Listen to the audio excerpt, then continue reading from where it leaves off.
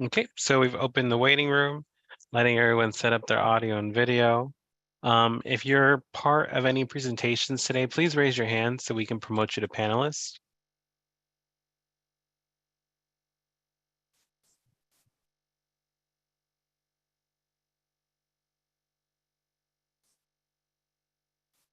Thank you.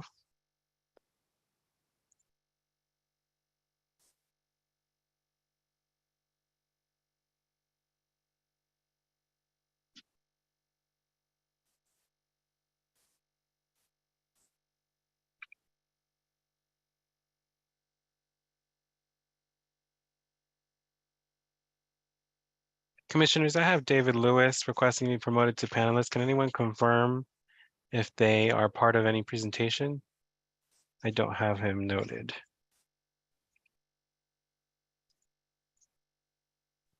Who was it again? David Lewis. Unless he's with the other presenters. Correct.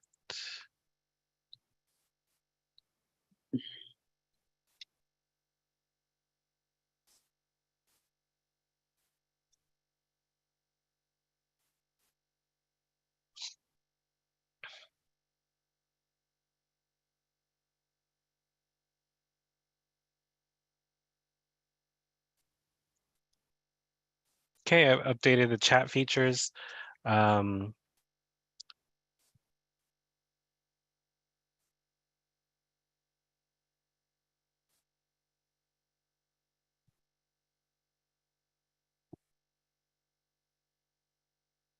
everyone, we'll be starting in 1 minute. Friendly reminder for everyone as we will call the meeting to order. We have a Q&A function, which will be the function that allows people to drop questions. Please use the chat for any other features, such as sharing any information, contact info that you want to exchange with folks. Please keep it very civil, PG. And again, if there's any questions for anyone speaking during tonight's meeting, please drop those questions in the Q&A function. That's what we'll be reading off of. Okay.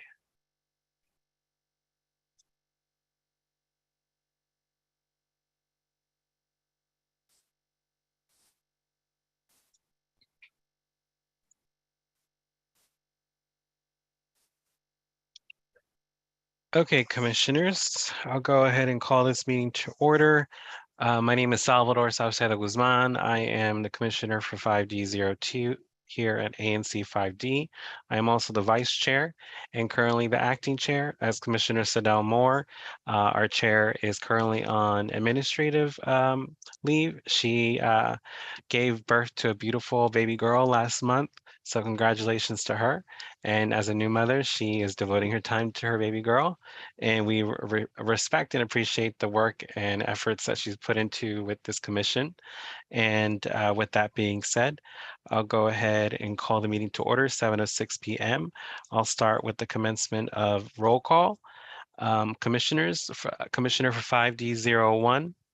Present. Again, I am Commissioner for 5D02. I am present. Commissioner for 5D03. Present. Commissioner for 5D04. Present. Commissioner for 5D05 is Commissioner Sidel Moore. She will not be attending tonight. Commissioner for 5D06 is currently vacant. And Commissioner for 5D07. Present. Perfect. So establishing quorum tonight. So any voting actions, we can go ahead and confirm that we have quorum to go ahead and proceed with those votes. With that being said, I'll proceed and ask the commission if there are any needed changes needed to be made to tonight's ANC public meeting agenda as published. I see that we do have some changes and requests for the agenda to be changed. Yes, I'd like to make an addition to the agenda by adding a letter of support for the Neal and 4th Street Northeast Public Streetscape development as a voting action. Can Commissioner Rhodes get a second? Second. Second. A second by Commissioner Cobb. All in favor of the addition to the agenda as presented by Commissioner Rhodes? Aye. Aye. Any opposed? Any abstentions? Okay, the ayes have it. Well, we will add that to the agenda. Commissioner Cobb, I think you have an addition also. One addition, we have to approve our budget for next year, and that is legally required. So I recommend that we do that tonight. Yes. You're making a motion to make that addition. Can Commissioner Cobb get a second? Second. Second by Commissioner Moore. All in favor of the addition to the agenda as presented by Commissioner Cobb? Aye. Aye. Any opposed? Any abstentions? Okay, the ayes have it. We'll add it to the agenda. And the last change to the agenda, I'd like to make a change to the agenda by removing the voting action item in reference to BZA case 20766. They requested an extension, so there will be no need to speak on this BZA case today. Can I get a second for this removal? Second. That was second by Commissioner Moore. All in favor of the change? Aye. Aye. Any opposed? Any abstentions? Okay, the ayes have it. We'll make that change and remove that one from the agenda. We'll do that right now. Just cross that out. Perfect. Next, we have the adoption of the minutes as noticed to the public in advance. Asking the commission right now if there's any needed changes to the meeting minutes from November. Nope. Okay. Can I ask the secretary to make a motion to adopt the meeting minutes? Yes, I move that we adopt the meeting minutes from November 2022 as shared with the commission in advance. Can I get a second? Second. Second by Commissioner Black now. All in favor of the adoption of the minutes? Aye. Aye. Any opposed? Any abstentions? Okay, the ayes have it. We will adopt the minutes from, we'll adopt last month's meeting minutes. Next, we'll moving forward with the agenda. We're going on a good time right now. The treasurer's monthly report, and here again, we'll vote on the 2023 ANC budget for next year. Commissioner Cobb, can you share the monthly report and discuss the 2023 budget? Sure thing. First, for the monthly report for November, we had an opening balance of $30,460.85. We had one charge, which was accrued Verizon Fios bills of $1,742.39, and that was simply due to the fact that Verizon somehow turned off our auto pay, and we didn't figure that out for a minute, but we're all caught up now. And so that leaves us with a closing balance for the end of November of $28,718.46. Now, for the FY23 budget, really, we based it largely off of our needs last year with some, or I guess this past year with some adjustments made for the fact that we will have 9 commissioners instead of 7. But the math all worked out because since we have more commissioners, we'll also be receiving larger quarterly allotments from the district. So essentially our approved FY23 budget balance forward is $30,461. We'll receive an allotment total for the year of about $22,000, and which leaves us with total funds available of around $52,000. We currently have planned disbursements, of course, of around $50,000, which would leave us with a balance of $2,200. And of course, that is subject to adjustment, and the disbursements do include all sorts of categories like personnel costs, grants is a big one, office supplies, communication, and other sort of miscellaneous things that allow us to function on a month-to-month basis. So are there any questions about the budget? No? Okay, great. Then I move that we adopt the budget as published in the agenda. Can I get a second? Second. Second by Commissioner Black now. All in favor? Aye. Aye. All opposed? Any abstentions? All right. Thanks, everyone. Okay, the ayes have it on that one. We'll adopt the 2023 budget as shared and presented. Thank you, Commissioner Cobb. Moving along with the agenda, We'll actually be discussing old business from our last ANC meeting. We didn't get to vote on this item because we failed to meet quorum for this voting action. And the lovely presenters waited all night to present. So we placed them at the very beginning of tonight out of respect for the time that they gave us at our last public meeting. So just again, this is old business from the November ANC meeting. So I'll ask that Amalia and I believe who else? Oh, yes, we have, well, two of them are labeled Amalia. So I know Amalia's here. Not Amalia. We Uh, have Bill Caldwell and Dave Lewis. And this is in reference to the Fourth and Penn Extension project for 2022-2024. So picking up from last month's meeting, if we can go ahead and allow y'all to present on this so we can go ahead and vote for y'all.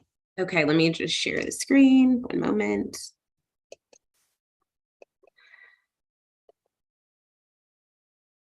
Can you guys see my screen?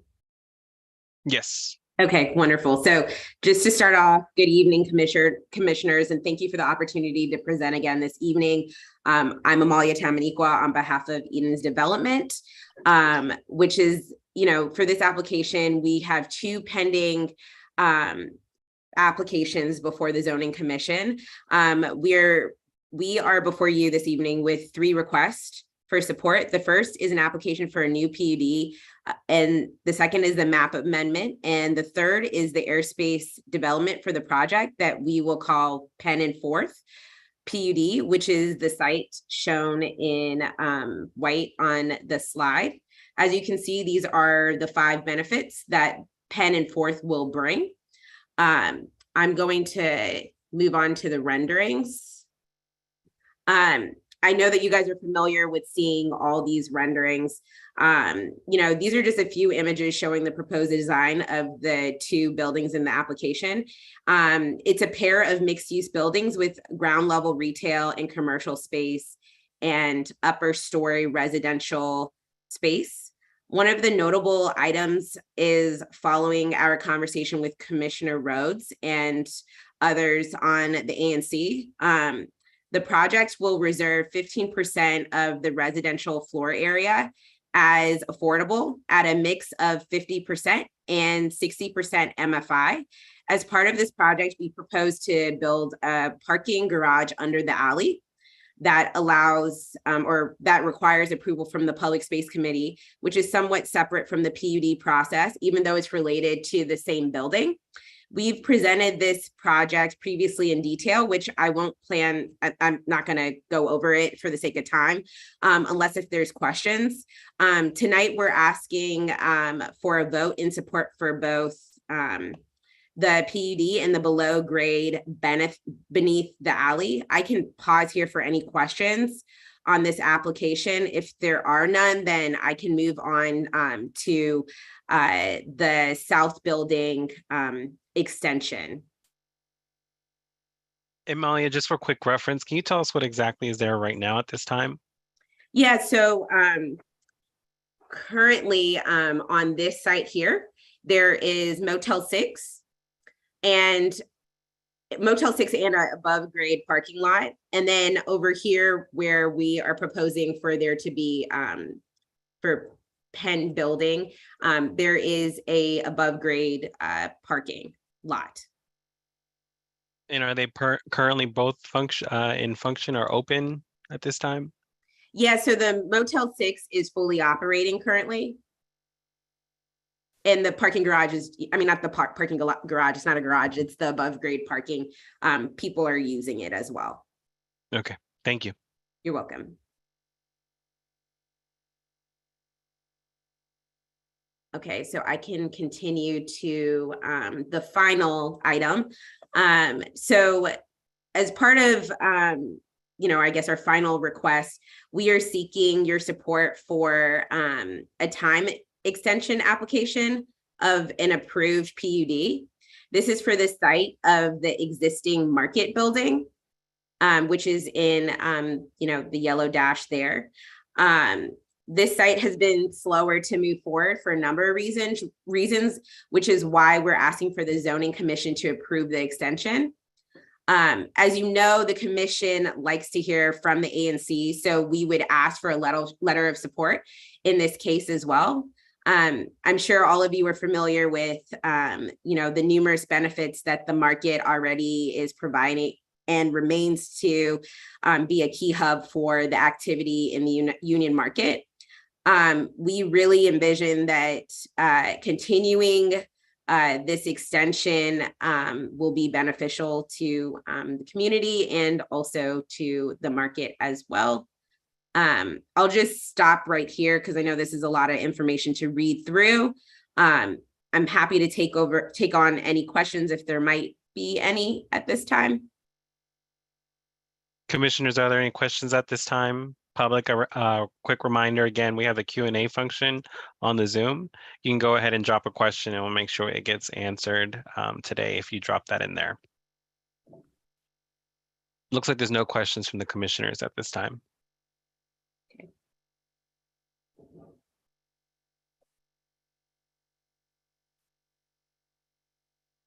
Well, thank you.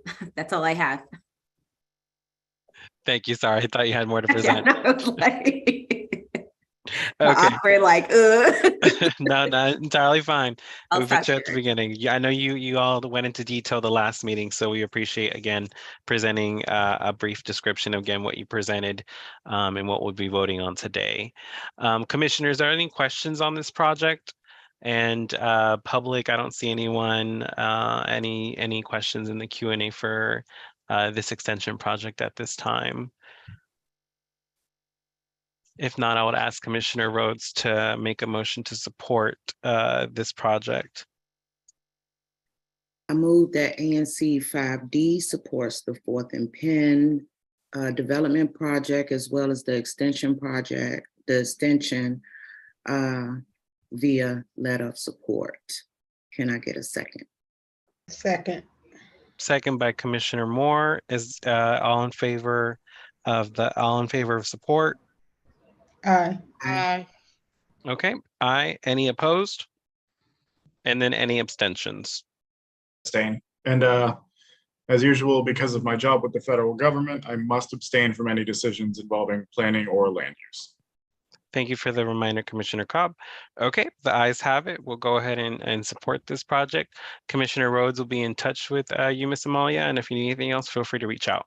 Thank you. Thank you, guys. Have a good evening. You too. Have a good one. Good night. Perfect. We took care of old business. And now transitioning into standing presentations. We're 5 minutes behind. So a friendly reminder to those that are presenting or sharing anything with the public today that at least keep it to a 7-minute, 10-minute minimum. That includes opportunity for questions.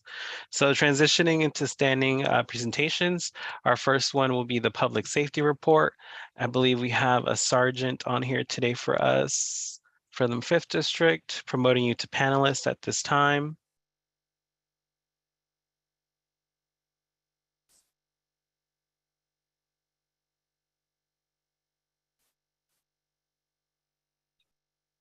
Sergeant Marin, are you there?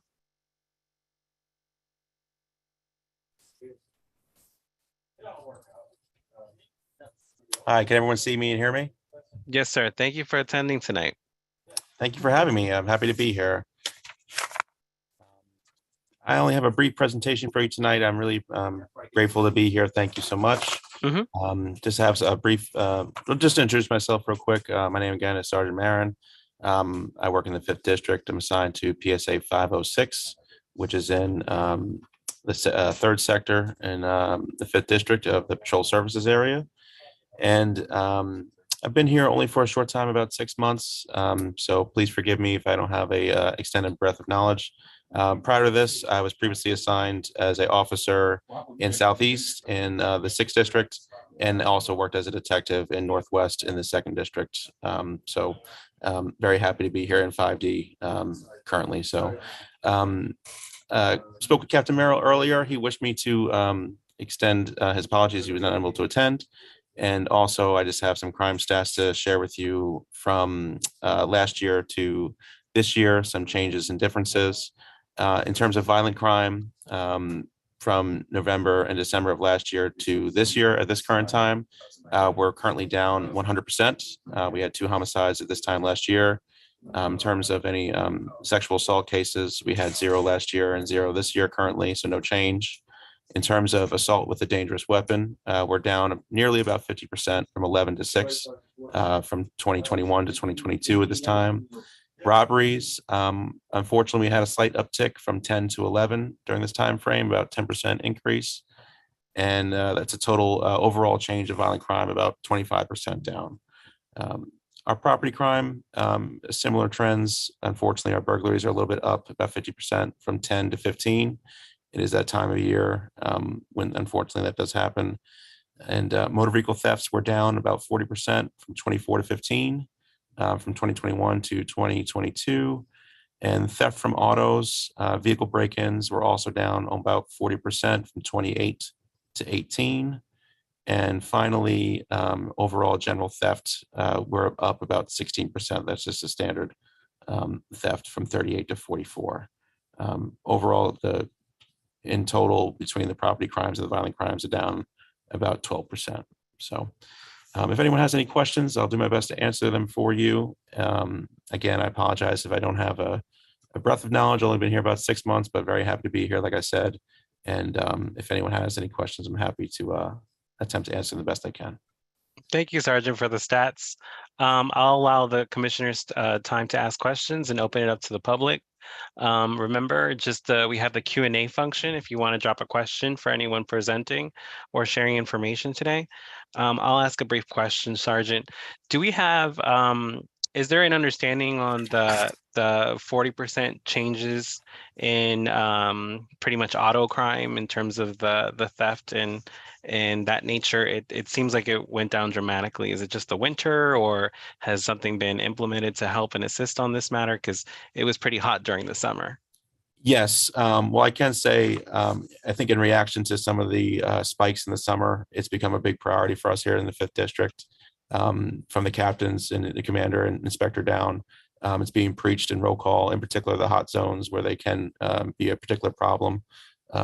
So officers are particularly keen looking out for different circumstances that will lend themselves to citizens becoming the victims of a motor vehicle theft, and trying to spread some education about that as well, such as leaving the car running with the doors unlocked, the keys in the vehicle with the doors unlocked, etc. So there's been some, I think, literature and flyers distributed as well, and I hope that has been what has affected that negative change. And since it's not down 100%, just a follow-up question: what are those hot zones for residents to be aware of? In particular, I don't have a comprehensive knowledge of all the stats. From my outside looking in, without any numbers in front of me. The Noma neighborhood, as well as Union Market neighborhood in and around that zone in Eckington, has become a particular location where we've noticed some uptick. And those officers in particular in Sector 1, PSAs 501 and 502, has become a large priority in their daily patrol to attempt to prevent that. So that's what we're pushing towards, those particular officers that work in that area. Got it. Okay, thank you. Commissioners, do you have any other questions for the sergeant? I do. Sergeant, you mentioned some issues at Union Market. Yes, we've had some vehicle thefts at Union Market, in particular, sometimes that I'm aware of on the overnight periods, vehicles that are parked unattended, etc. I don't have particular instances to cite with dates and times for you right now.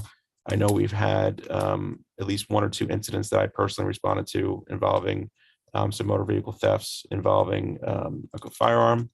I know those vehicles, in particular, the 2 ones I'm thinking about, were ultimately recovered. And thankfully, there was no injuries or anything like that. But it is one area where overnight, I think during the midnight tour and the evening tour, especially with the sun setting more quickly in the more dark hours during the day, it's easier when the businesses are closed over there, I think, to get around unnoticed. So we've actually deployed an additional crime patrol vehicle that's particularly assigned to Union Market for the duration of the tour, specifically to address that issue. And how long will they be, how long is the tour? So that's 24 hours. So each Oh, tour, okay. there will be a crime patrol officer and marked vehicle over there to attempt, obviously, to deter and prevent and obviously, interject themselves if they were to observe anything. Okay, thank you. You're welcome. Commissioners, are there any questions from the commission? Nope. I do have one question from the public. Akila has a question for Sergeant Marin. We're having a lot of issues with KIPP students in the Union Market community. Last week we experienced a large fight in front of Union Market involving the KIPP youth after they were released into the community due to a bomb threat. Tenants, customers, developers, employees are all complaining about the kids. There have been an increase in theft from autos, robberies, stolen autos, a recent shooting. Who should I contact to request additional support from MPD? Would it be best if I type my answer or voice my answer? Or You could go ahead and voice your answer. okay, great. So that's again in our Sector 1 area, which would be in particular the Patrol Service Area 501. I can tell you our chain of command in terms of that. We have a lieutenant. His name is Stephen Sharp. He is the 501 lieutenant. At least one of them. And we also have Captain Fronek, who is the Sector 1 captain in particular. I, of course, can pass along this information, but their contact information should be available on the MPD website for our 5th district. I think email addresses and so forth like that. But if you wish, also, Commissioner, I can make that available at a later time and you can pass it along as well. Sure. When you have an opportunity, if you just drop that info in the chat. I'll also just note, Akila, if you can reach out to Jacques Patterson with KIPP. He's been very helpful with these kind of particular situations with the youth at KIPP itself. And you can directly reach him via the KIPP website. And I believe he's still the at-large DC State Board of Education representative as well. So he's the best point of contact I would recommend, alongside of the contact information that Sergeant Marin will be sharing with you in regards to MPD. Okay, perfect. Are there any other questions for the Sergeant, Commissioners? I don't see any other questions in the Q&A from the public. Nope. Okay, Sergeant, I appreciate you coming out today. Oh, we have one more, sorry. Okay. Vicky Thomas, I live in the 5th district on the 19th block of Bennington Road. That might be Benning Road. A lot of drug dealers are in the area. What are y'all doing about it? And so that's 19th and we believe is Benning Road. She's mentioning 19th block of, I believe, Benning. Here is Bennington Road, but it might be Benning Road. Okay. Yeah, I'm not aware of any Bennington we have here in 5D, Yeah. but 19th and Benning is over there in PSA 507. So again, I can provide, number one, I can provide the chain of command for that as well. It's Captain Jerome Merrill is the Sector 3 captain, which include PSA 507. And the 507 lieutenant, I'm not sure exactly who that is. I think it may be, I don't want to misspeak, but I'll look that up and get back to you, Commissioner. I can provide that to you at a later time. And in particular, 19th and Benning, I knew we do have some special attention areas. That is one of them, 19th and Benning. I think right behind it, 1 or 2 blocks up, 21st and G, 21st and H, in that immediate vicinity on the north side of Benning Road there, going towards Minnesota Avenue. We are working, obviously, to address those issues. If there's any particular, number one, if she sees any particular actions, to call 911 so we know when it's happening and provide any lookouts for specific individuals so we can respond at the time that's occurring and attempt to affect some sort of police action. But I can say in general for our patrols, that is one of our top special attention areas in PSA 507. I know it was given out tonight in our Bravo roll call for the midnight members. So there's 2 officers in particular generally assigned to patrol that specific area 24 hours. Unfortunately, we can't be in every place at one time. However, like I said, we do depend and appreciate, the information received from the public. And of course, that can be given via anonymous text messages too. I think it's 50411. You can text some anonymous information That will go to our command information center if you don't want to provide any name or phone number, and that will be dispatched to officers working immediately for them to respond. Okay, perfect, Sergeant. If we need to reach you, can you share your email to everyone in the chat? Just make sure you go ahead and select everyone when you're dropping the message in the chat instead of host and panelists. Okay. That way the public can reach out if they have any additional questions. But thank you so much for attending tonight's meeting. Thank you. Thank you for having me, everybody. Okay, moving forward, I'm looking to see if we have anyone from the executive office of the mayor. I don't see Nokomis Hunter or Mr. Ingram in the attendees list. Commissioners, do you all see them? I don't see them. They might not be available tonight. But we do have someone here from Councilmember McDuffie's office. We have Mr. Kwame Booker. Mr. Booker, if you want to go ahead and share what the office is up to and allow the public to ask any questions that they might have. Of course. So I want to first start by saying good evening to 5D. So I have two updates today. One, I just wanted to share the information regarding our Ward 5 holiday party at Dock 5 in Union Market. That will be December 20th from 6 p.m. to 8:30 p.m. It will have current Ward 5 Councilmember Kenyon McDuffie, Councilmember-elect Zachary Parker, and in collaboration with the Ward 5 Dams. So I just wanted to push that information along, and to anyone in Ward 5, especially 5D, who wants to attend, please come out and enjoy this holiday times with us. As well as today also, our office, so my director visited 5D02, in particular the Kovac liquor store, regarding to we had a complaint and a concern regarding there was a fence put up in which was stopping DPW and residents from getting their cleaning up and trash collection. My director visited the location today, talked with the Kovac owner, and was informed that it was actually a property owner who placed the fence up. So my director did receive the property owner's contact information, and so we'll be following up. I have a standing call tomorrow with my director to get more information. I can provide that at a later date. And Okay, that's actually all I have. I will open up to any questions. Commissioners, are there any questions for Mr. Booker today? Well, Mr. Booker, I want to say thank you for your constituent service team for coming out to 5D02 to address that concern that we've been having with the fencing. I know a lot of the neighbors were complaining that they weren't properly to get their trash collected. So we appreciate your office's due diligence on that matter, and we'll be following up on that. So for any residents that might be on the meeting, please look out for an update on that shortly.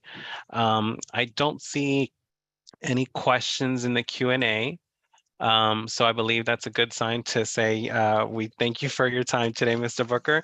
And if we have any other questions, we'll follow up. Can you just drop your email in the chat for everyone to access? So I do see there was one question. And so the holiday party will be on December 20th. So that's next Tuesday from, give me 1 second, from 6 p.m. to 8:30 at Dock 5 in Union Market. And that address is 1309 5th Street Northeast. And so I will also drop my information in the chat in case anyone needs to reach out to me directly. Perfect. Thank you. Thank you, Mr. Booker.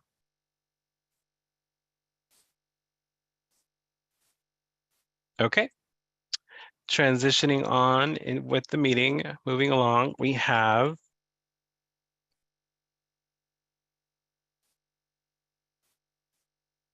our commissioner requested presentation, which is actually something very specific that the commission wanted the public to be engaged and informed on properly, which is the public safety and criminal code rewrite. We do have Councilmember Charles Allen and Councilmember-elect Zachary Parker participating tonight, so I'll go ahead and promote them to panelists. And again, this is just a friendly reminder for the public to ask any questions in the Q&A function. We did provide some questions from the commission to the council member and council member-elect in advance, but we still are giving an opportunity for the public to ask any questions that they might have. So Councilmember Allen, Councilmember-elect Parker, whenever y'all available, you can go ahead and take the reign. Awesome. I will kick us off and then I'm gonna turn it over to you, Councilmember Allen. How does that sound? Great. Sounds great. I am thrilled to join you all tonight, commissioners and ANC 5D neighbors. I'm also pleased that my colleague Charles Allen has agreed to join us to answer resident questions about the criminal code revision process. And I just want to highlight a few things. And as I mentioned, I'm going to turn it over to the council member. Public safety, I know, is top of mind for all neighbors, as you all know, commissioners. And I personally believe the way to make our neighbors safe is to prevent harm and violence before it happens. And that's why I'm supportive of many of the efforts to expand mental health services, violence interruption programs, and the work that you all are doing to connect neighbors in conjunction with MPD to mobilize them, inform them, and just be as responsive as possible to what's happening in our communities. What is before us tonight is the criminal code revision process. And why I was excited to have this conversation, because I know there's been a lot of conversation about the process, but there's also been a lot of confusion about it. And I think Councilmember Allen is best suited as the chair of the Judiciary Committee to answer your specific questions about the process. I'm excited for us to be able to talk about it. And I did just want to highlight one aspect of the criminal code revision that I think is a huge positive. Before I get to that, for those that may be watching and may not be familiar, the criminal code simply compiles district law, and it hasn't been updated in over a century. And so what Councilmember Allen and colleagues oversaw was an overhaul of our criminal code and the laws that are on the books in the district. Why is that important? Because in the absence of updating our criminal code, judges, the courts have free rein to interpret the laws as they will. And that is where there's room for inequities, disparities, and injustice. And so for me, one of the reasons why I'm supportive of this revision process is because I think it's going to lead to a more just and fair judiciary process for all DC residents. One of the things I wanted to highlight, though, is that the right to a trial by jury is now being restored for district residents. Back in the 90s, that right was taken away from district residents. And it's something that is guaranteed in the Constitution, but actually was proposed and approved by council for there not to be, and Councilmember Allen is going to talk about this in much more depth, but that residents wouldn't have a right to a jury for misdemeanor cases. And with that happening, more plea deals are handed out. Judges are almost twice as likely to file a conviction, and more people are going to jail. And so what it's going to happen in return is that people are going to have their chance before a jury to plead their case, and it's going to lead to a more fair criminal justice system. There's been some conversation about the implications of this, but I just also will highlight that the expansion of these jury trials are not slated to go into effect until 2030, and they will phase in over time. So I'm not going to go into much more depth, but I just highlight that because I think it underscores what is happening before us, that we have an opportunity to make sure our criminal justice system is more responsive, more fair, more just. And that is especially important for residents in Ward 5 and Black and Brown folk who are usually at the crux of our criminal justice system. So with that, Councilmember Allen, again, I'm thrilled to have you join us tonight, and I'm going to turn it over to you. Thank you so much, Councilmember-elect, and count down the days. We're excited to have you join us on the council as the next Ward 5 member. First off to 5D, thank you so much for inviting me and having me here. It's great to be with you. Commissioner, just real fast, did you want me, because I know you sent some questions in advance, do you want me to work through all of those questions kind of through my talking points, or would you like to read those out one at a time? You just let me know which you prefer. If you're able to marry them with your talking points, that'll be great. We also do have Patrice Sultan on the Zoom as well, who will be sharing some information and addressing some things with this as well. Okay, excellent. Got it. Thank you very much. And Ms. Sultan, good to see you as well. So the first question I've been asked was kind of what triggered the need for the revision, and did it take into account the effect the criminal code has on African Americans over the last few decades, was the question. So let me first kind of tee this up. I think Mr. Parker did a great job of that. I'll kind of add a little bit to that and then dive right into that question. Excuse me. So as you have heard, excuse me, the current DC criminal code was actually written by Congress in 1901. That is a Congress we didn't elect, don't represent us, don't look like us. They look like me, but they don't represent the District of Columbia. And for 120 years, we have had a criminal code that is outdated, out of sync with our values, and really not reflective. How bad is it? When people actually went and rated the codes across our country, every jurisdiction, DC's criminal code ranked near dead last. That's how bad it was. And so it was time for us to go through this process. Many other states actually went through this decades ago. And of course, we don't do this overnight. It is a long process that took place. And so for the district, what was that process? In 2006, recognizing this need for this really thoughtful, comprehensive revision of the criminal code, the council passed legislation that directed, at the time, the DC Sentencing Commission to formulate recommendations for revising DC's criminal code.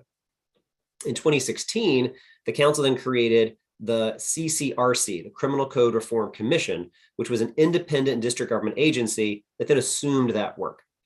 The CCRC then spent years of work, some incredible staff members there who did an incredible amount of work in writing, but also created a group of people that are represented by the United States Attorney's Office, so our prosecution for adults, the Office of the Attorney General, prosecution of juveniles, and the Public Defender Service, plus two very brilliant criminal law experts, one from Georgetown, one from GW. And they worked.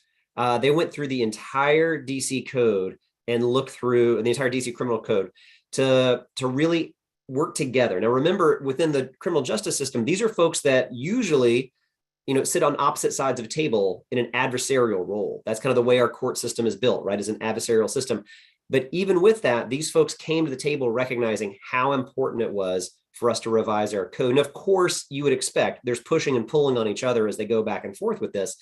But at the end of the day, in March of 2021, they then unanimously approved and put forward this package to the council. And so that was years worth of work, over 50 deeply intensive work sessions where they worked on all these different pieces. They then sent it over to the council where we worked on it for about 2 years. We held 3 public hearings. I know I attended countless community meetings. Literally thousands and thousands and thousands of hours went into this work. And despite some natural disagreements among stakeholders, there was an incredible amount of consensus. The number of times I heard everybody go out there, even the people who were saying, I want to see this big change, and say, well, I agree with 95% of it, but this 5% over here, that should tell us something too, that really everyone came around this and recognized how important this was, that no matter which side they were on, almost everybody used the same talking point, it seemed, and said, I agree with 95% of this. And really, there was a small number of issues that we really kind of had to work our way through. To the very specific question of, did the process and did the revisions take into effect how the criminal code has had an impact on Black residents? Yes, because our criminal code has been so bad for so long. We know that Black residents are disproportionately targeted by the criminal justice system in terms of who is arrested, who is charged, and when you look through the outcomes of our court system. One of the problems that the RCCA tries to address, and I'm going to try not to use too many acronyms, RCCA is the Revised Criminal Code Act, are just vague and overbroad laws, which then when you allow that vagueness, that just overly broad or unclear, you're then saying that you're leaving open to interpretation to either to the officer, to the prosecutor, to the courts, and that's when you really introduce a lot of bias into our entire system. Naturally, we outdate things like, I don't know if you're aware, it is illegal, it is a crime for children to play games in the street right now.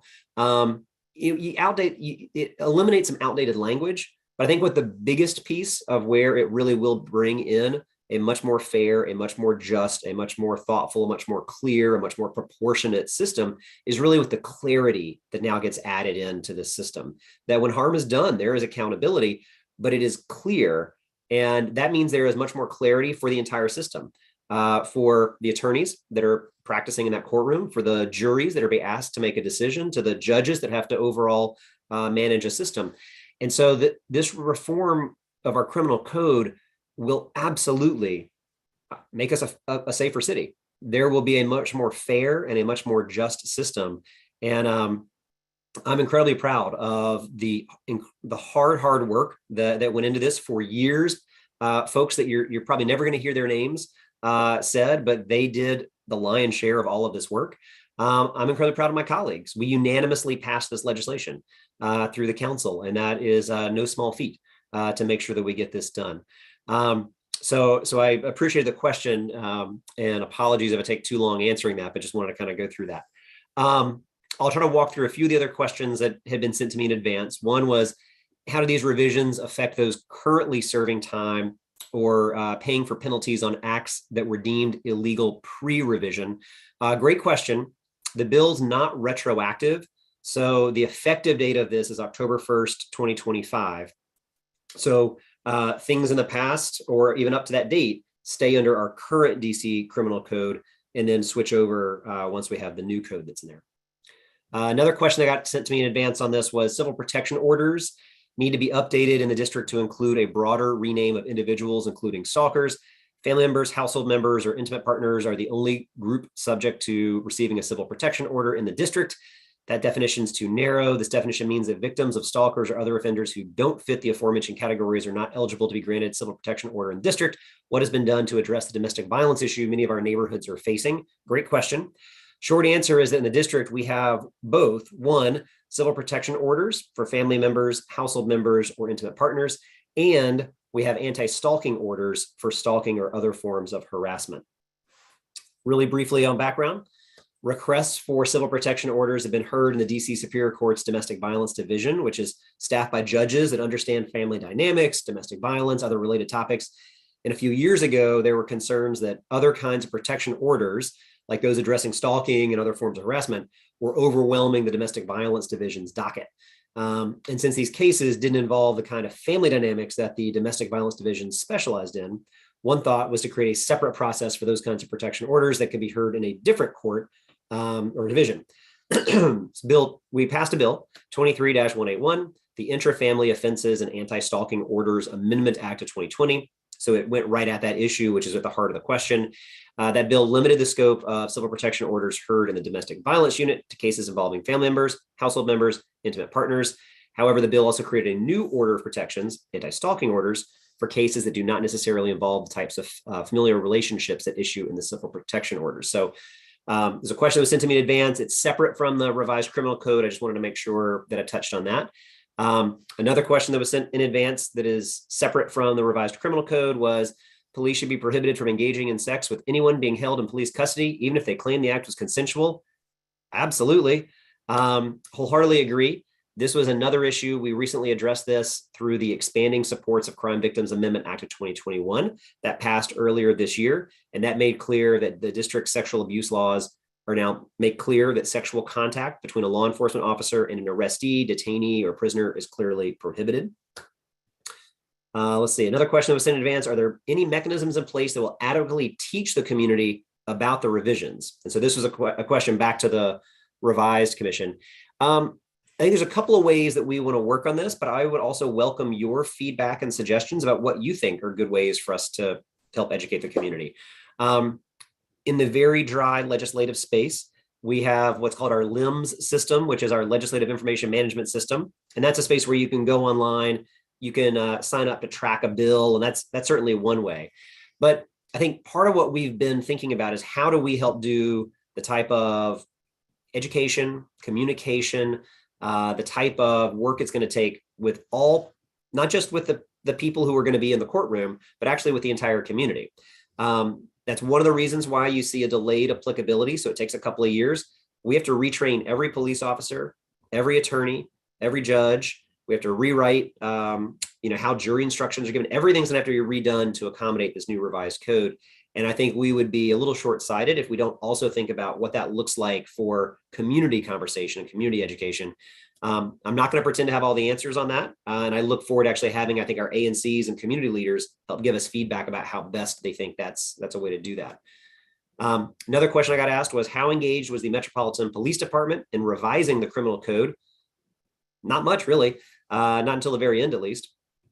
Myself and the Deputy Mayor for Public Safety and Justice, we were non-voting members on that advisory group I mentioned. So that's the U.S. Attorney's Office, Public Defender Service, and the Office of the Attorney General, and then our two criminal law legal experts. So we were non-voting members on that. My staff attended, I think, almost every single one of those. The Deputy Mayor did not attend very many of them, 10 out of 51. And they did not submit any written comments on the draft work that was produced by the CCRC or the final recommendations. So that is the executive branch's representation through that process, and they really didn't engage in that process.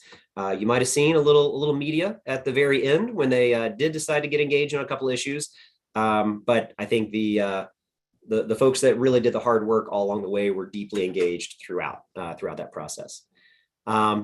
Last question that you had submitted to me in advance was, what can residents do to ensure the criminal code is properly enforced? And is there opportunity post-revision to address concerns? Certainly post-revision, like any piece of legislation, it always has the ability to be amended. I would caution that one of the ways that we got to where we are is by legislating by headline. That ANC commissioners, you all know this because you feel this as elected officials in your community. Council members are no different. When we have constituents that have deep concerns, understandable concerns, and they come to us, we want to be responsive. We're trying to figure out how to help solve that problem. We're trying to help have answers for our constituents. Sometimes that also becomes very easy to be reactive in just trying to pass a piece of legislation that may not actually solve the problem, but it sure does sound good for a little bit. And that's kind of how we got to where we are. It's how we got ranked to have one of the worst criminal codes in the country, is that we just kind of kept layering on kind of reactions in the moment. And that's exactly why it was so important to have this really thoughtful process to take the big step back, not have to react to each headline as it came at us, but really be thoughtful, take deep examination, and then put forward a really thoughtful proposal in front of us. And so I think we certainly, there will be opportunities to make amendments, but I think we want to be very careful about and very thoughtful about how we do that. I think this question is a really good one, that it's linked to one of the earlier questions, which is, how do we make sure the community knows what the laws are? For you to be the eyes and ears out there, for you to know your rights, we've got to do a good job of helping explain what the differences are, what the revisions mean, and what it means to the community, so that everyone has a solid understanding of what it looks like from an enforcement perspective. And then our job, of course, at the council will be to be monitoring the implementation of this over the next several years, which will be a heavy task, but I know we're up to it. So, Commissioner, I feel like I've talked way too long, but I hope that's helpful. I'm more than happy to dive into all kinds of specifics if the commissioners have questions or the public here, but I want folks to feel confident here that this has been a very thoughtful, a very deliberate process that has led to here. It's also been a much needed process to have this happen. And is it perfect? No. This is the entire criminal code. A lot of very smart, reasonable, allied people will even still have disagreements among themselves about certain provisions that are in here. But this will absolutely, what has been passed, it is a big deal for our city, for our residents, and for a much more fair and just criminal justice system that is really focused on fairness, that is really focused on, I think, having just a really smart, thoughtful criminal code. And I see my future colleagues already asking the first question. Yeah, I'm happy to jump in there. What are some of the big changes? So this should be a layup for you. All right. So, I think one of the there's a lot, so it's hard to kind of zero them all in. I think a couple of things though. I'm happy to name some that stood out to me if you wanted to speak to them, or I'm happy to hear from you. I'll give a couple that I think are big deals, and then you jump in and get my rebound, and then do that. So I'm going to miss my layup, I'm sure. So I think one of the biggest things we know from experience that mandatory minimums don't work. We know that it does a couple of things. Mandatory minimums will create, in the judicial system, it will create a significant pressure point to simply try to get people to take plea deals rather than being able to, go through their right of a court system. And we also know that it doesn't actually have the deterrent effect that some would argue that it might have. And so the revised criminal code essentially removes almost every mandatory minimum. Now it keeps very smart sentencing. I see some people that'll, have criticized that'll say like, oh, there's no accountability. That's not true at all. It absolutely has accountability when harm is done, which leads me to my second thing that I think is a big deal is everyone's familiar with this concept from watching TV and movies. Everybody's familiar with third degree, second degree, first degree for most penalties, right? DC code actually didn't have very much of that.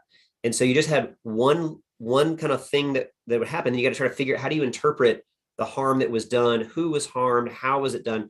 And there's so much more clarity now, so that for a lot of our criminal penalties, there is a third degree offense, a second degree offense, and a first degree offense, so that as greater harm is done, we have a much more proportional, clear system that allows, I think, both on the front end for an officer who has to make a decision about an arrest and a charge, to an attorney, to a jury, to a judge, has much more clarity. And I think those are big deals. Third thing I'll say, because I'll speak in threes, big deal to me is the return for jury demandability. Zach talked about this a little bit, but this is a big deal. And this is a pretty core legal principle that I think is important for us to think about. That when you are standing charged of a crime, that you have a right to a jury of your peers. When you are facing 6 months of jail time, you have a right to a jury of your peers. We took that away from people in the 1990s. And the District of Columbia is an outlier. There's only, I think, 8 other states where they have something similar to what we have. There are deeply conservative Southern states that have rights to jury trials, and we don't have that. That just doesn't line up with our values in the District of Columbia. We obviously want to work to be successful with our courts, so we do phase that in over time. But I had somebody who asked this question to me in a neighborhood meeting not too long ago and said, but wait, isn't this going to kind of gum up the courts maybe? Or I just don't know if we should have people who are facing misdemeanor with jail time have to get to have a jury. And I flipped it around and I said, well, if you were charged of something that you feel like you didn't do and you were facing 6 months of jail time, do you believe you should be able to have a jury of your peers? And he said, well, of course. It's like, well, then that's what this is. And after a quick conversation, he was like, oh, I got it. Totally got it. I understand now. Okay, I support this. It makes more sense to me now. So I think it's a big deal. And I think it will be something that we are going to be very proud of that makes us a much more just city. I think it's going to be good for our residents. But now, Zach, you tell me, what do you think are the biggest things here? No, those are two of the ones that I would have highlighted. I would just say for those that may be interested in the mandatory minimums and the history behind that in the district, I would recommend looking at Locking Up Our Own by James Foreman, a very informative book. And he does a great job of detailing the history and what led to mandatory minimums in the district and the devastating impact that they've had on Black and Brown families. And I would just underscore that we often talk about racial equity and justice in this city. And here is a piece of legislation that will have a material impact on thousands of underserved, disadvantaged Black and Brown folk in this city, and it cannot be said enough how big of a deal it is. The other is, and I already have mentioned it, is the return of jury trials for misdemeanor cases, which is an attempt to just make sure we have a more fair and just criminal justice system. It is a constitutional right. I just want to underscore that part too, that district residents were denied. So great job with the assist. We're going to make a Thank great you. team. Thank you, Council Member Allen and Councilmember-elect Parker. I just want to tie in Patrice real quick, because she's been dropping information real time as we've been speaking on this tonight. And right after that, allow the commissioners to ask any questions, including the public. If the public has a question, please use the Q&A function. If you would like to speak to ask your question, I know some of our seniors prefer to just to ask directly. Please raise your hand. There's the raise your hand feature, and we'll unmute you to ask a question once available. Patrice, if you can go ahead and speak a bit, we appreciate, again, dropping the info in the chat real time on this. Sure. So and I'm sorry, Patrice, I didn't want to cut you off. And Patrice is a resident of 5D, so I'm really happy that she's been very involved and engaged on this. So big shout out to you and what you're doing for our community. Oh, glad to be here. I am happy to just assist and answer questions. I think the overview that was already given covers much of what I planned to cover. I live in 5D. I was a senior attorney advisor to the Revised Criminal Code Reform Commission. And so just happy to be here to answer any thorny questions that might come up. I'll say that although I think we've flagged the most controversial provisions in the bill, though even those ones were overwhelmingly supported by district residents, and I'll share the polling results for that. And I don't think that they're necessarily the biggest changes. I think going through and adding gradations and defining the offense elements and all of that are really the bigger changes in law. And a lot of people I talk to don't understand that we have the same penalty for, coming back late to a halfway house that we do for digging a tunnel out of DC jail. A lot of people don't know that we have the same penalty for possession of self-defense spray that we have for possession of a fully automatic machine gun.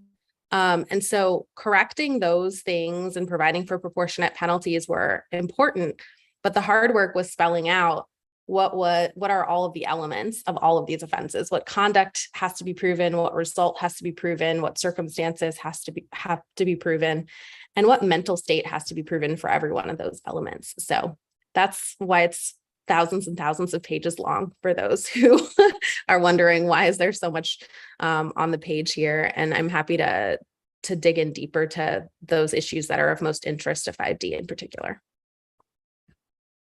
Thank you, Patrice. Commissioners, opening up the floor to you all for any questions that you may all have on this matter. I have a question.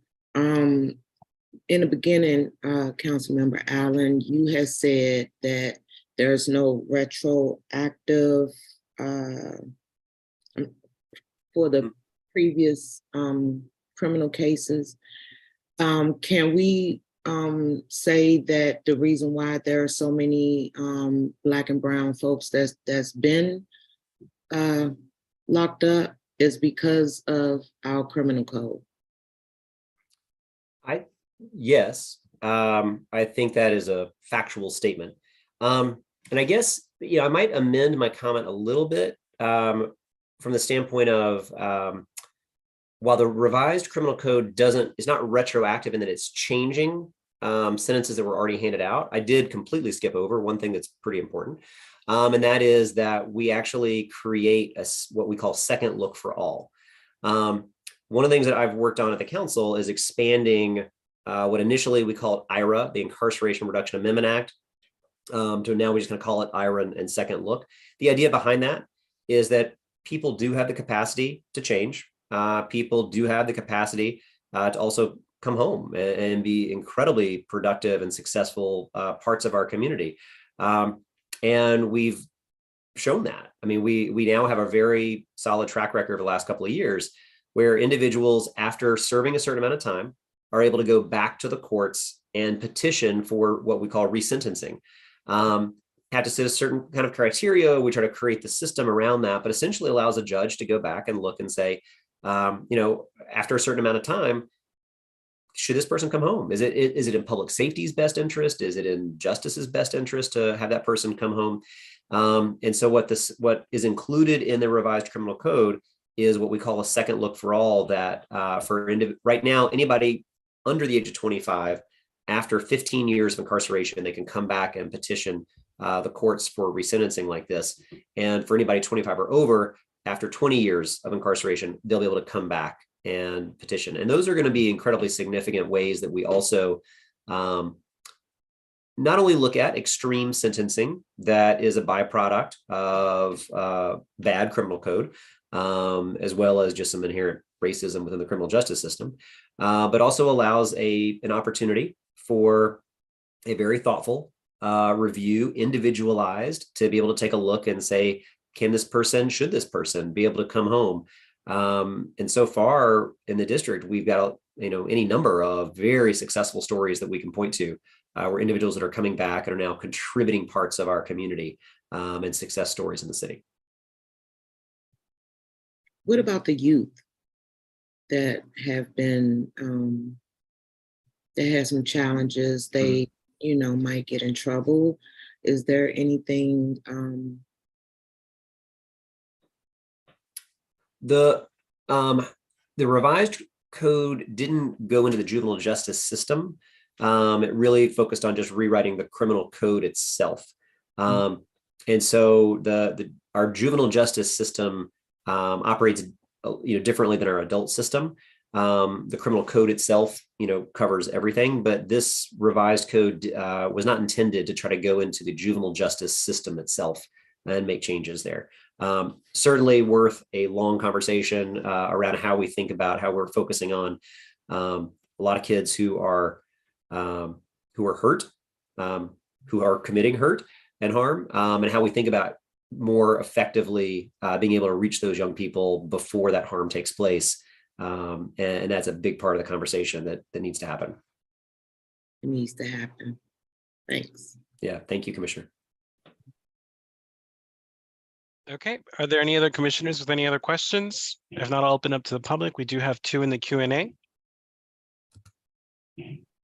3 in the Q&A. I'll start with the public.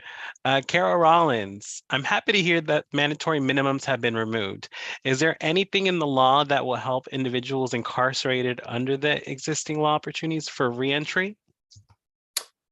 Thanks, Kara. I think that the second look for all that I was talking about earlier, that would be what I would kind of point to there. And that is, again, the ability for an individual who has been incarcerated, if they're under the age of 25 after 15 years, over the age of 25 after 20 years, an opportunity to petition to the courts for resentencing.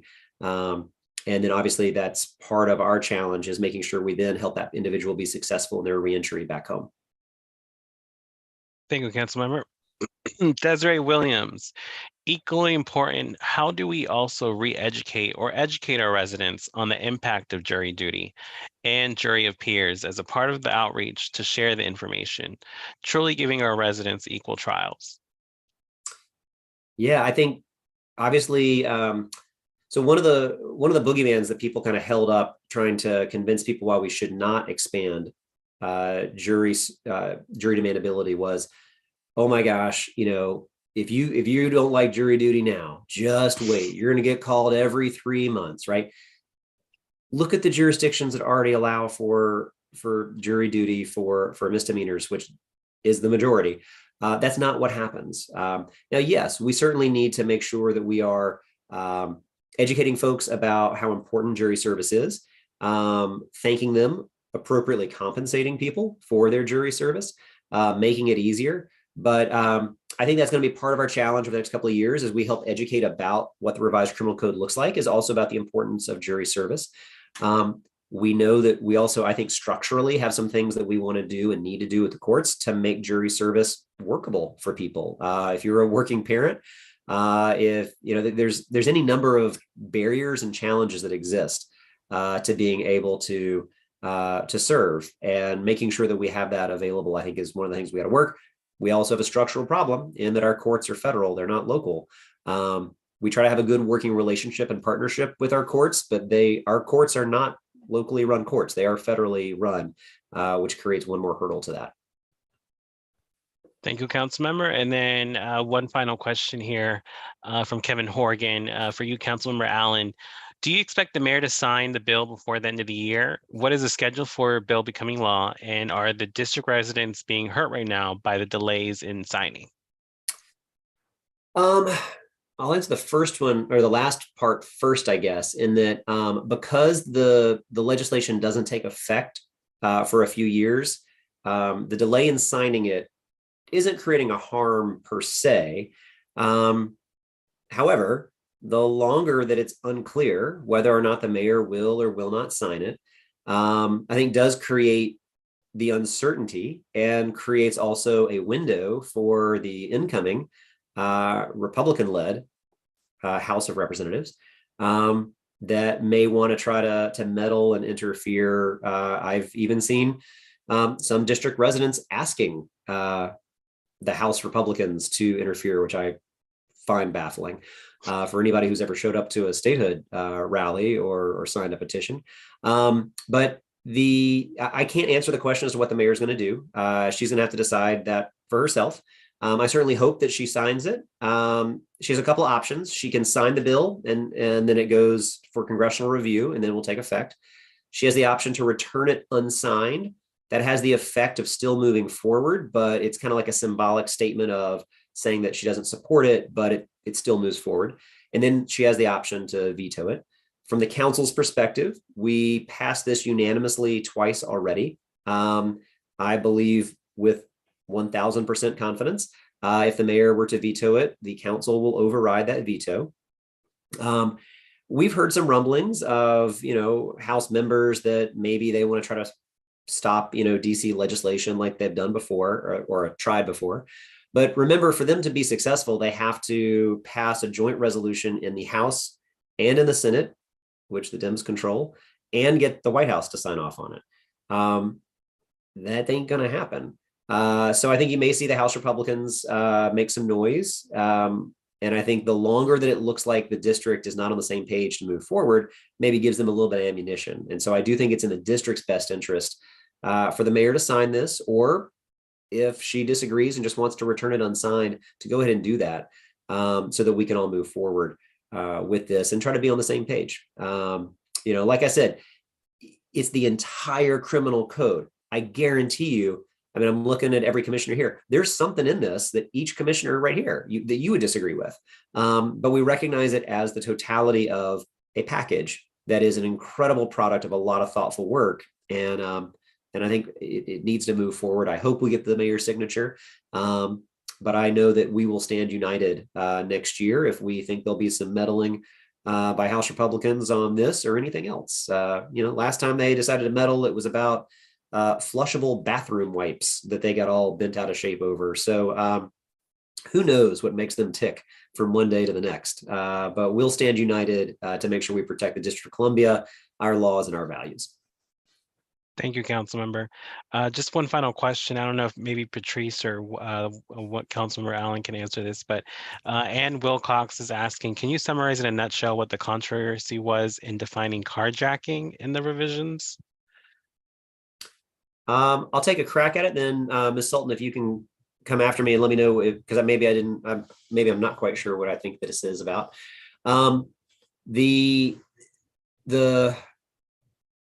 controversy, I guess, but I don't know, was that under the revised Criminal Code Act as introduced, what it did is it treated carjacking the same way that actually many other states do, which is treat it under the robbery criminal statute, because it is the robbery of something of high value, but is a robbery of something. At the council, we decided to keep carjacking as a standalone offense. So we made that change from what had been recommended. And so we kept carjacking as a standalone offense that carries its own criminal penalties.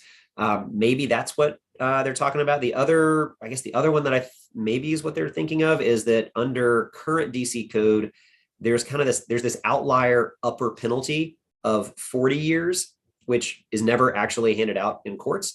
And what we did is we aligned that with what is really the current sentencing practice, which is the upper limit will be about, I think it's 24 years. That aligns with, I think, about 99% of the sentences that are handed out in Superior Court. So It removes kind of remember I was telling you earlier, like the code's filled with all these kind of like pieces of legislation where people kind of legislate by headline. So we have this kind of outdated outlier of an extreme penalty that never actually gets used.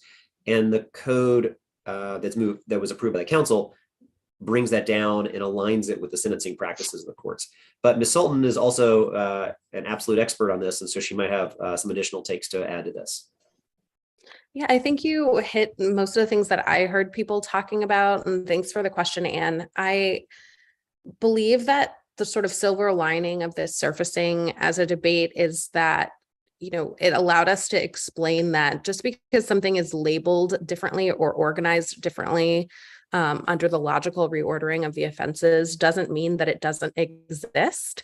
And there are many things that people look for in the revised code, and it looks unfamiliar to them based on the way it appears in current law because we went ahead and fixed it.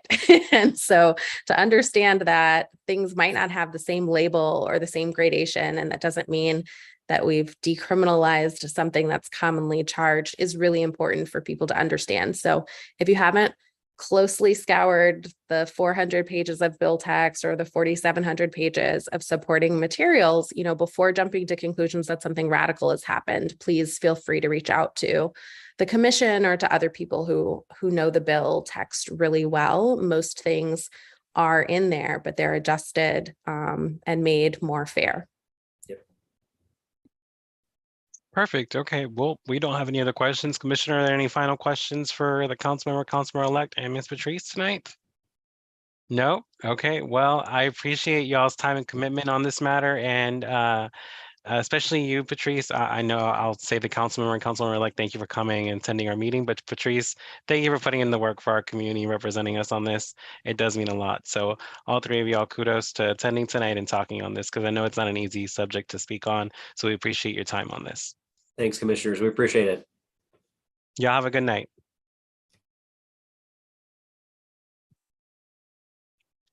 Okay, everyone, just a current update. We're doing very well on time, so that's great. I know we can go ahead and proceed with the remaining of the agenda. Just gonna update this accordingly. Just 1 second.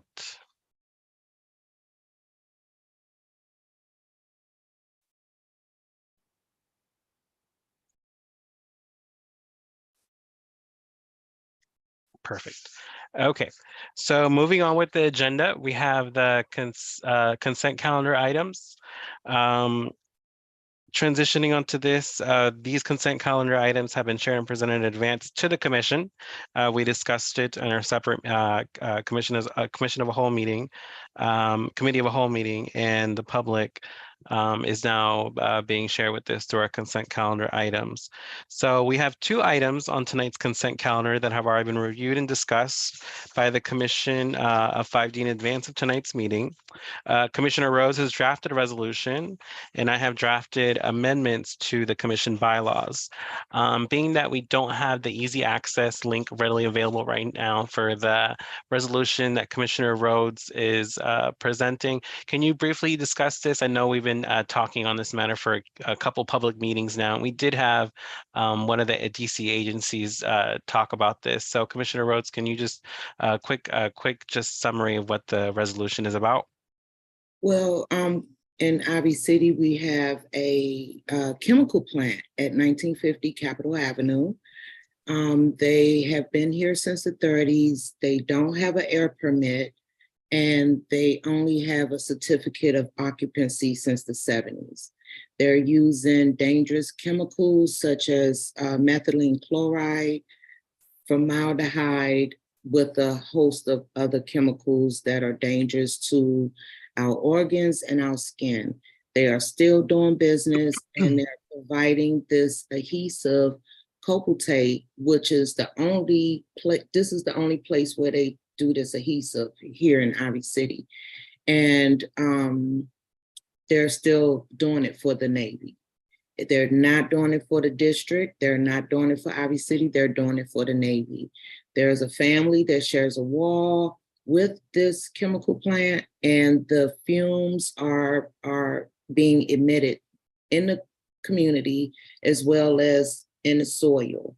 The DOEE did come here and present in October with some samplings.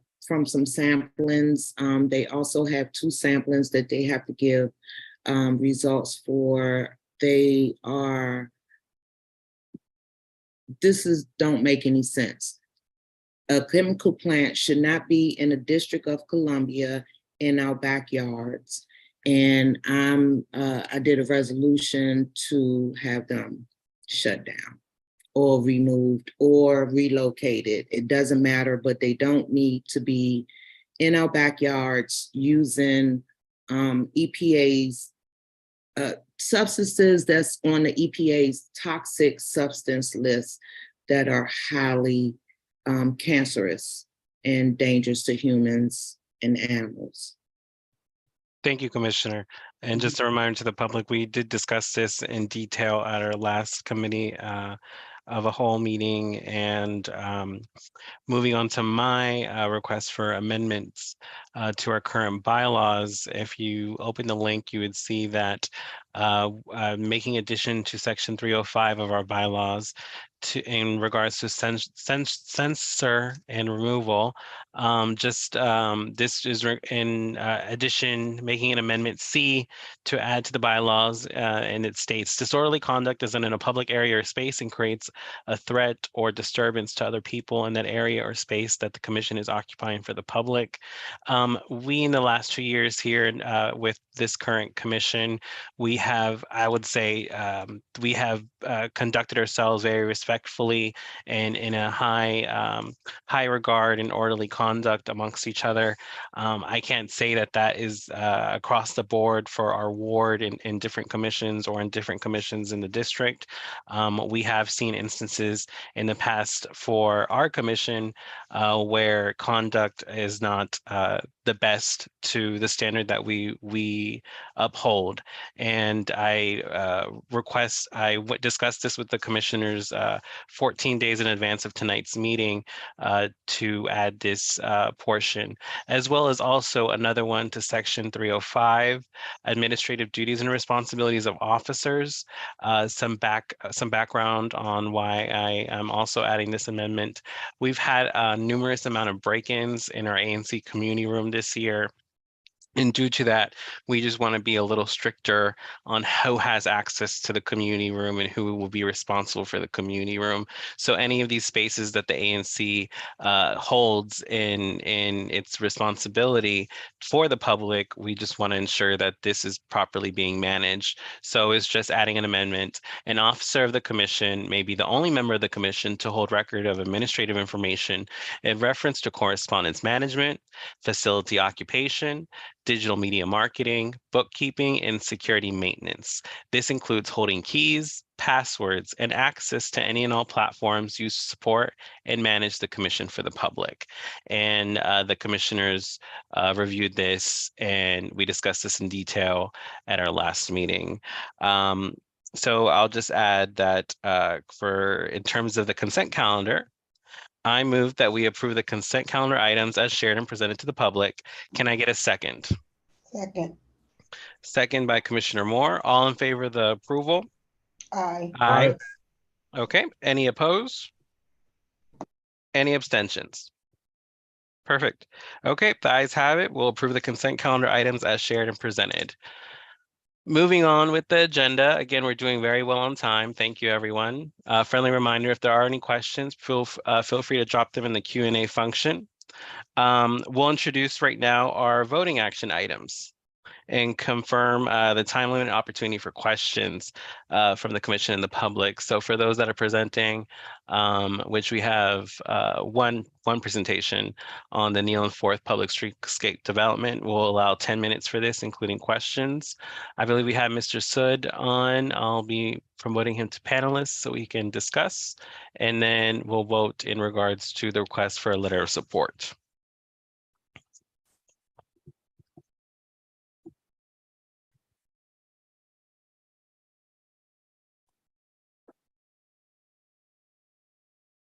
Mr. Sood, how are you?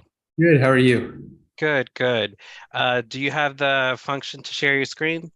I am looking. Oh, there it is. All right, right in front of me. Perfect. You can go ahead and share your presentation, and then we'll allow the commissioners to ask questions, including the public. All right, fantastic. I will go quick. Thank you very much, commissioners, for the opportunity to present this evening. I'm excited to present to the ANC 5D, as well as request the support for a series of public streetscape and sidewalk improvements within the Union Market District. These improvements have been coordinated through and with DDOT, and with the intent to enhance the pedestrian safety and ADA experience throughout portions of the Union Market District. The area and scope is part of what I'll call phase one of our efforts, and it's the area outlined in green on the screen. Very deliberate in that it's focused within the and adjacent to the single-story historic structures of the neighborhood, what I'll call the historic spine, along Neal Place and 4th Street and the alley system as well. And it's really the portions of the neighborhood where ADA accessibility and pedestrian experience is perhaps the most challenging. What you can see here are existing sidewalk conditions along Neal Place between 4th and 5th. And I'll show you eastern portions of 4th Street as well, the alley. And it's really narrow sidewalks that are not ADA accessible, ramps, series of mismatched concrete and asphalt, haphazard signage, and alleys that have overhead telecom lines and potholes and various debris strewn throughout. And so in focusing on streetscape improvements, this slide gives you a sense of the specific scope of the improved condition. The sidewalk expansion along Neal Place and portions of 4th Street will provide for ADA accessible pathways connecting the western and eastern portion of the neighborhood, improve pedestrian experience and assist with traffic calming measures, allow for additional outdoor seating and activation. And we do note there will be approximately a net loss of about 25 parking spaces in going from head in to parallel parking. But we do anticipate being able to make that up with subgrade parking that will be developed up the street at 440 Penn, which is approximately 74 new parking spaces in the neighborhood, and future subgrade retail parking garage anticipated to be opening mid next year. Another 150 retail parking spaces just north of the market building as well. So net, the loss of those parking spaces will be more than made up by future parking spaces as well.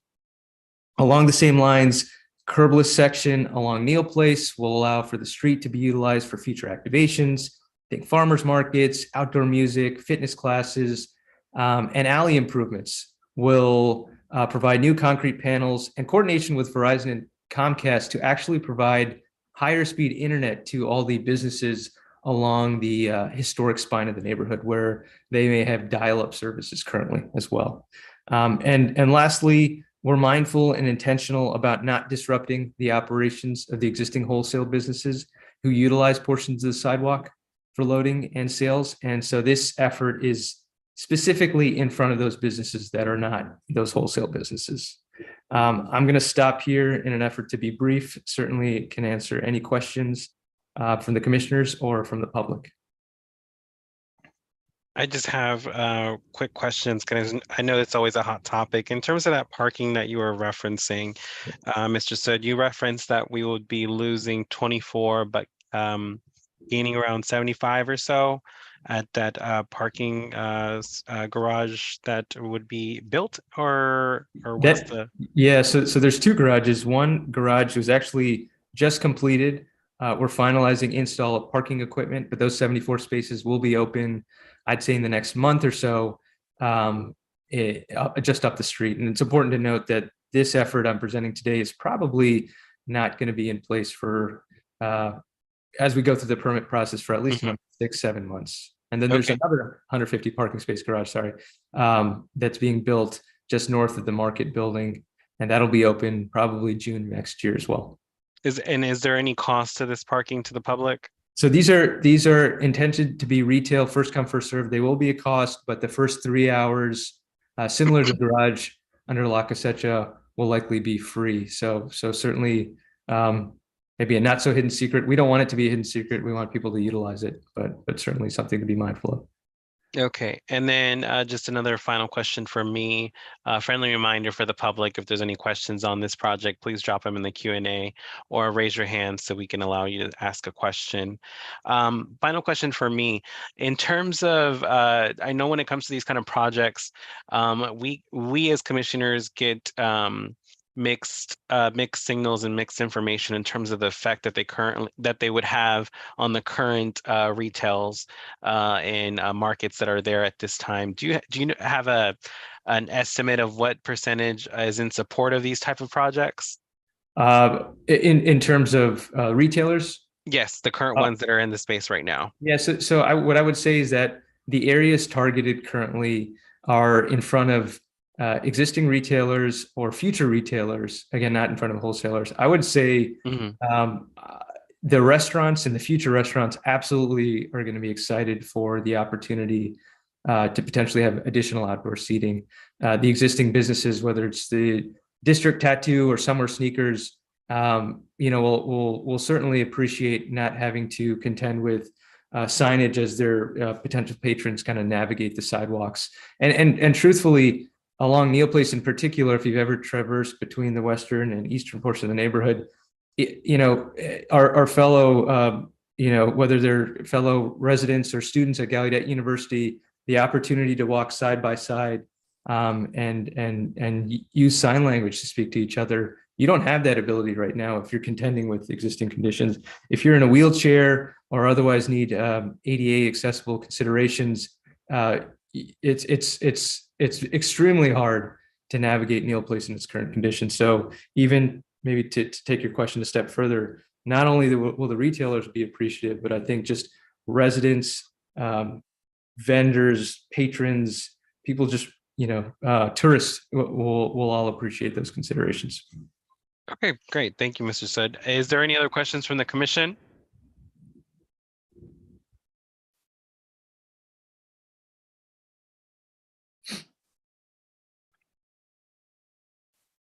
Okay, and checking in, there's no questions in the Q&A. Okay, perfect. Mr. Sud, can you stop your screen share for us? Sure. Perfect. And this is in Union Market, which is currently Commissioner Rhodes' is part of her SMD, Commissioner Rhodes. Can you make a motion in support of this project? Yes, I move that we support the Neal and 4th Street Public Streetscape Development Project by Edens. Can I get a second? Second. Okay, second by Commissioner Moore. All in favor of in support of this project? Aye. Aye. Any opposed? Okay, any abstentions? Okay, sounds like we got it. The ayes have it, and ANC 5D approves the support of Edens in this project as shared and presented to the public. Mr. Sud will follow up with anything that you need from us in terms of our letter of support. Thank you for presenting tonight. Thank you. Appreciate it. Looks like we're doing really well on time, which is always a good thing for our public meetings. Let's see, just updating that.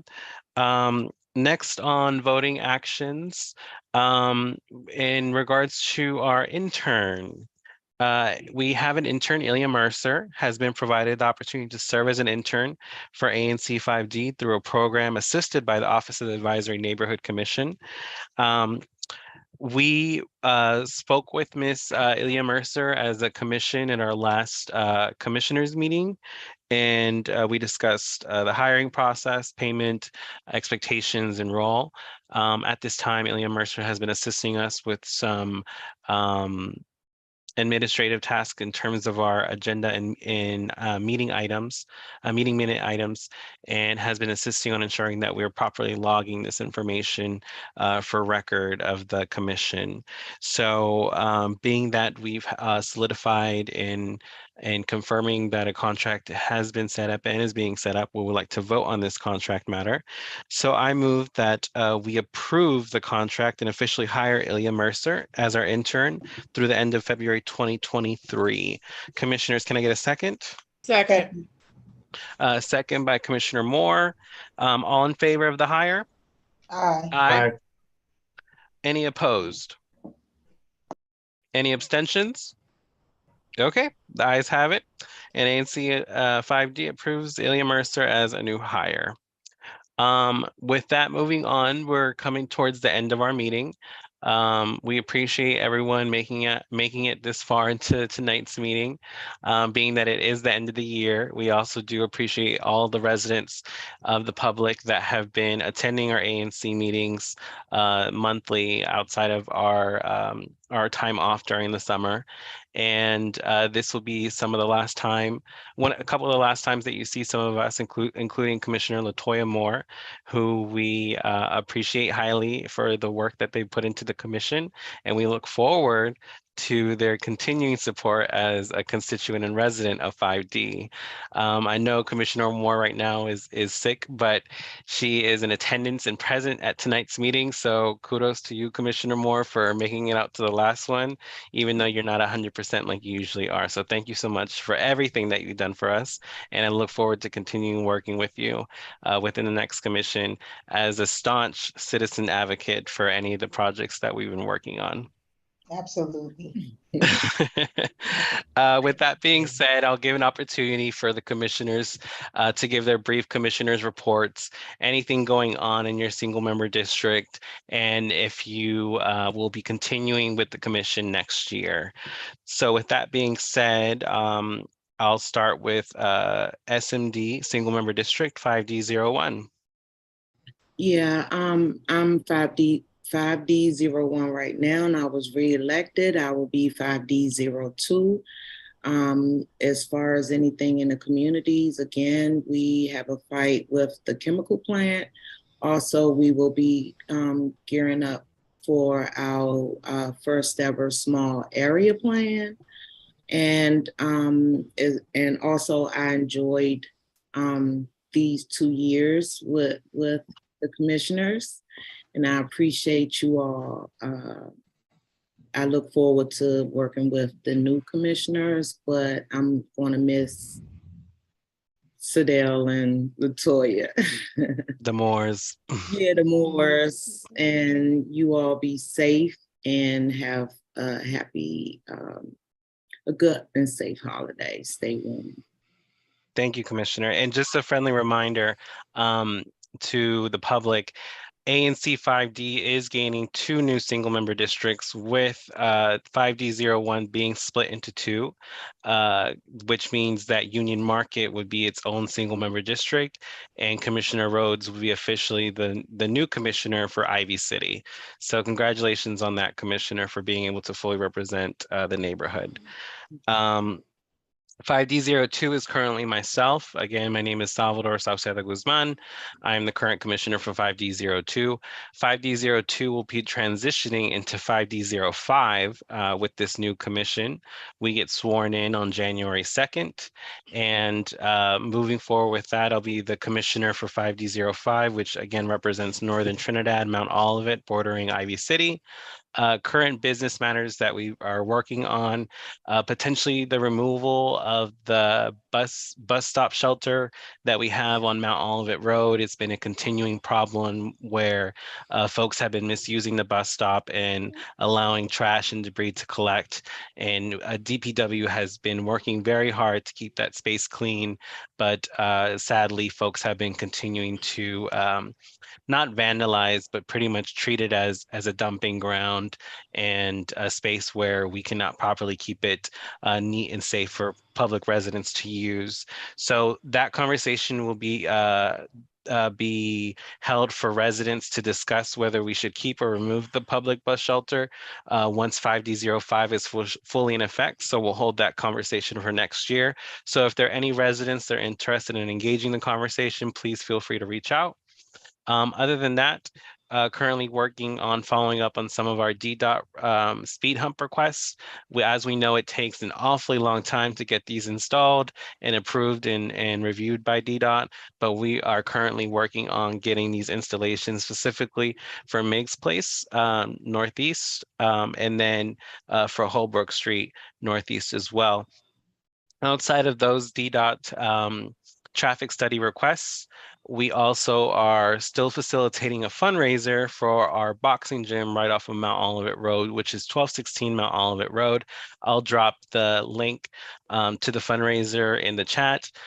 We've only been able to make 10% of our goal. So for any residents that have maybe a couple extra dollars to spare this holidays, we would really appreciate y'all donating to the fundraiser. We're trying to convert Mr. Salim's boxing gym into a stronger community center, as it's been acting for the course of the past 10 years that he's been managing the boxing gym. We're interested in repainting the front of the building with a mural and repainting the inside, so we can eventually convert some of the space as a space for young adult workshops and development, as well as ESOL classes for a lot of the new immigrants that have been arriving in 5D. So that is some current stuff that we're currently working on. And if you want to engage the community a little bit, Cure the Streets is holding a coat and toy drive.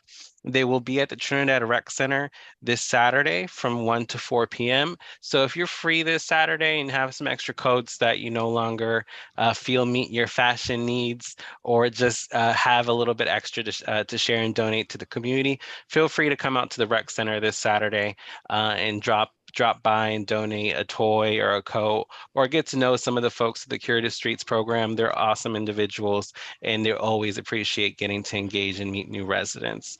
But other than that, just again, a friendly plug for the Ward 5 holiday party, which is next Tuesday at Dock 5. Feel free to come out. Councilmember McDuffie and Councilmember-elect Zachary Parker are both hosting the holiday party, and we are requesting that folks bring a toy to donate so we can give to kids in Ward 5.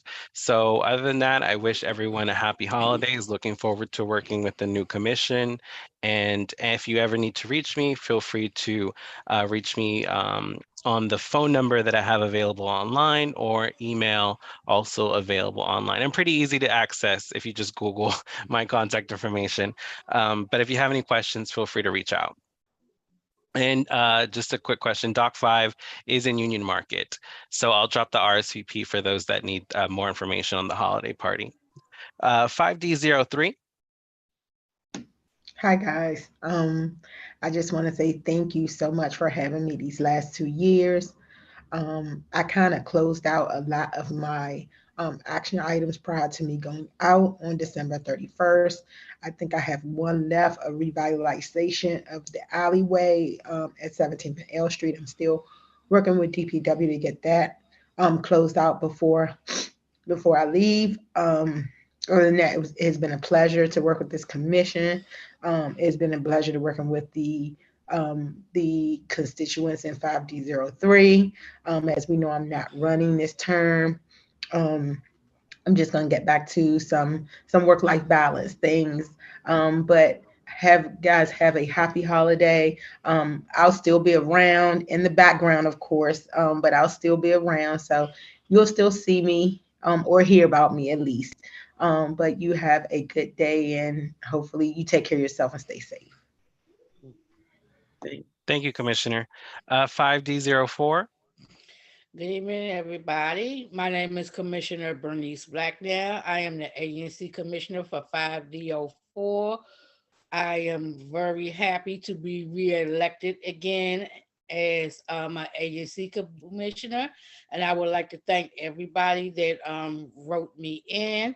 My new SMD would be 5D09, and I'm just asking the constituents for help. My goal in the next 2 years is to get Spingarn done, and also to get that back exit to the Arena open that I have been trying to get open since 2018.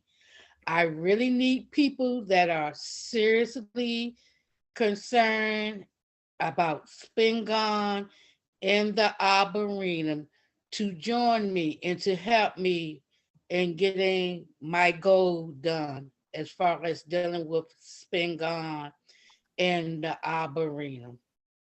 And I wish everybody a happy holiday and everything. And my information is also online and everything. And if, again, those constituents and people that are really serious and concerned and want to help dealing with Spingarn and the Arboretum, you can please contact me. My new SMD would be 5D09. Thank you, Commissioner. You're welcome. 5D0, oh, you were 5D04. 5D05 is Commissioner Moore. Again, she's currently on administrative leave, even though she's still been doing some things behind the scenes. We want to just give a shout out to Commissioner Moore that was acting as our chair for the last 2 years, who's been doing a really great job leading this commission, and especially some of us as new commissioners that came in and really appreciated the mentorship and guidance to ensure that we can provide for all of South Ward 5, which 5D represents. 5D06 currently is vacant. That SMD will be transitioning, I believe, into a different number, if I'm not mistaken. I can't recall off the top of my head which one it is. It's not 5D06. It transitioned to something else. And it has been, they have a new commissioner as well. So you'll be meeting them next year. 5D07. Thanks, Commissioner. I'm Commissioner Stephen Cobb. I'm represent 5D07, but I also have been reelected for another 2-year term. Hard to believe that 2 years has already gone by. And I will be in the new 5D04, representing less of Trinidad toward Levis and more toward Mount Olivet, including the nice little commercial strip along Montello in between Holbrook and Queen. As far as being commissioner goes, the biggest thing going on right now is the redevelopment of the Pepco substation. It has been demolished and it's being graded right now, and they have secured a broker. So if you have any thoughts or comments about what you would hope the space to become, feel free to reach out to me at 5d07@anc.dc.gov. It's also on our ANC website. As far as the Transportation Committee goes, which I have chaired, right now the biggest thing is the Bladensburg Road redesign. DDOT held an open house at the Arboretum a couple weekends ago, and I think there was something like 100 participants, and just from what I could tell, there was some really great conversation and some really thoughtful comments. So I'm excited to see what comes out of that. But in the meantime, you can still publicly comment on the website for the project if you'd like. I will drop it in the chat right now. And as far as treasurer goes, I submitted the last of the records to balance our books with the central office today. So we should be very well set up for the next year. And on that front, also keep in mind grants. I am really proud of the grants that we've been able to help fund and over the past 2 years. And they have done such great things. And I'm excited to see what kind of grants we can help make happen in the upcoming year. So that is all. I really look forward to working with the 3 of you who have been reelected, and including some of you I think I see out in the audience. And I'm excited for next year. Thank you, Commissioner. Just again, this is a great opportunity, the last few minutes of the meeting, to ask any questions to the commission. If presenting a question, please drop them in the Q&A, or if you're unable to use that function, please raise your hand so you may go ahead and ask the question. Please ensure that if you're asking a question, that it is detailed as possible. If it's something regarding a service request number, please follow up directly with your ANC commissioner so we can escalate it for you. But if there are no questions, I'll go ahead. Oh, I think we do have some questions, do we? Yes, here we go. Didn't open the Q&A function to see. Desiree Williams, who was elected to 5D06. I think that's a new extension to our district. For anyone that's interested in knowing who has been elected as your new ANC commissioner, the Board of Elections website does have the information readily available, which is the most trusted source of information online to readily see who's your ANC commissioner. Or you can also use another trusted source available to the public, openanc.org. The new commissioner for the next commission in 5D06 is Kathy Henderson. She will be the commissioner and join the commission next year. So if you have any questions for them, feel free to reach out to them because I believe their contact information is now available online. Desiree Williams, another question. What is the status of the vacant building tour with DCRA? What's Ward 5 stance on continue to approve projects with so many abandoned buildings in our district? Commissioners, do you all know what this is in reference to? I don't believe I have any information on this specific item. No, not unless you're talking about the house fire down on 20th Street. If she's talking about that, that's the only abandoned property I know of. There was an abandoned property, a vacant building that had a house fire last week, Yeah, early in the that's on morning. 20th Street. There Yeah. was a death, and Mhm. currently the homicide investigation is still ongoing. Ms. Williams, feel free to reach out to us directly in regards to this vacant building tour with DCRA. I'm not too familiar of it, so feel free to touch base on that with us so we can follow up. Azra, where can I get involved with the Arboretum initiative? And I think this is in regards to the opening of the entrance. Commissioner Black now. She can contact me because as far as I'm understanding, I know they just said a groundbreaking. Everything is being done like on the New York Avenue side of the Arboretum and everything. I'm hoping I can get a committee and I hope I can get constituents to sign petitions and everything. So right now she can still contact me at 5D04 at anscdc.gov. That's my government email address for now. Thank you, Commissioner. Okay, being that I don't see any other questions in the Q&A, no one used the raise their hand feature to ask a question directly. I'll go ahead and move to close the meeting. I move that we adjourn tonight's public ANC meeting. Can I get a second? Second. Oh, second by Commissioner Moore. All in favor? Perfect. Any opposed? Any No. Did you oppose No. Commissioner Black now? Oh, okay, I'm just checking. No. No, I said no. My arm is killing me. I got that booster shot today, and I'm not feeling well. A lot of us aren't feeling well. I hope y'all feel better. Okay, so there's no opposed, no abstentions. The ayes have it. We officially close out the 2021-2022 commission. Thank y'all so much for the service and time that y'all given us. We look forward to working again together next year. In terms of you, the public, thank you so much for being engaged, and y'all have a safe holidays. Yes. Have a good night. Y'all have a good night. I hope to see some of y'all at the party next